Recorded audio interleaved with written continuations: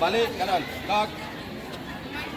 Ya, dari sana kayaknya bagus. Syederalun, pemerintah Kota Luk Semawe melalui Dinas Pemuda, Olahraga, dan Pariwisata setempat memastikan akan memboyong 148 atlet untuk mengikuti 16 cabang pada ajang Pekan Olahraga Pelajar Daerah atau Popda tahun 2024 di Aceh Timur. Dari 148 atlet tersebut, 21 diantaranya merupakan pelajar SMP Negeri 1 Kota Luk Semawe. Guna memotivasi ke-21 pelajar tersebut, maka pada Sabtu 15 Juni 2024 pagi, pihak sekolah menggelar acara seremonial pelepasan di halaman sekolah yang disaksikan seluruh pelajar, para dewan guru, dan wali murid. Kepala SMP Negeri 1 Kota Luk Semawe, Fauzi SPD MPD menjelaskan pihaknya merasa sangat bangga dan bersyukur dengan adanya 21 atlet Popda yang merupakan pelajar di sekolah yang dipimpinnya.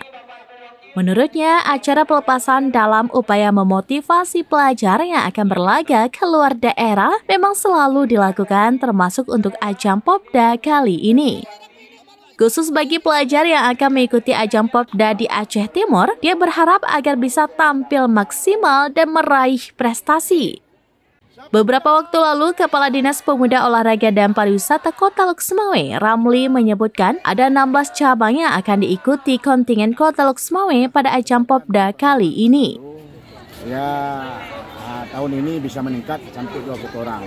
Harapan kita dengan ada anak-anak yang bisa mewakili daripada SMP Negeri Semawe untuk tingkat provinsi untuk mengikuti Popda, mudah-mudahan pada anak-anak lain bisa termotivasi, bisa semangat untuk bisa ikut serta ya mendukung dalam kegiatan Popda. Dari Luk Semawe, Saiful Bahri, serambinews.com. Siapa kita?